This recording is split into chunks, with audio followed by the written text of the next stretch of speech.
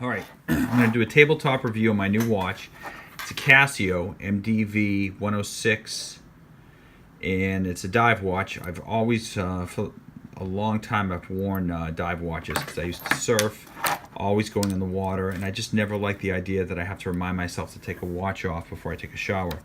So I'm always outdoors, I'm swimming, playing, whatever. I wanted something that could take a beating, and these dive watches seem to hold up.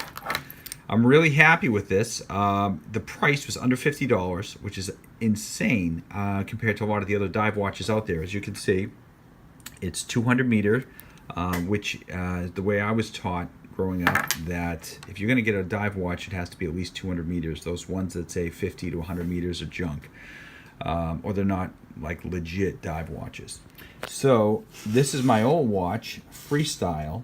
I've had for almost 10 years, and I've just basically beat this thing into oblivion. I wore the watch band down to the point where it just melted off my hand. Replaced the battery a bunch of times. I've actually had to send this back for repairs a bunch of times. I loved this watch, and I may still repair it at some point. It just keeps breaking. What I like about these watches, as you can see, is they are completely, sorry for the light, completely analog. I don't like any digital components on them, even for the date. I just like old school analog. And one thing I loved about this Freestyle was that it had a light on it.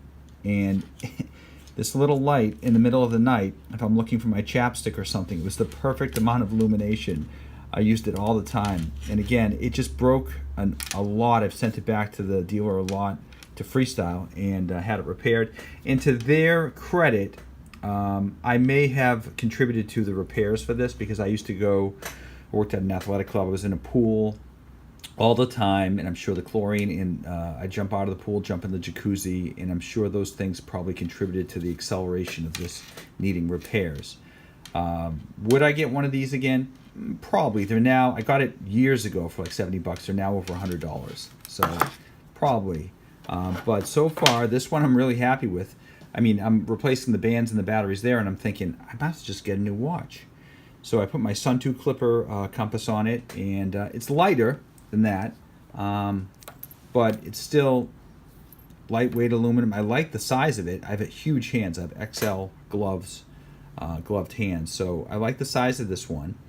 It has a lower profile, and I just like the way it looks, and it's held up all right. And like I said, I've already started to beat this thing up a little. Been swimming in lakes, doing a lot of work outside, painting. I got paint on it already. It's held up, and again, under $50. I never even knew a 200 meter dive watch existed that was under $50. And sweet story to this is, since YouTube has jumped the shark and completely changed all of their protocols for how you pay out, I finally logged off AdSense and just gave up on ever making money doing YouTube, and just they sent me a check and it covered this. So thank you, YouTube. All right, thanks for watching.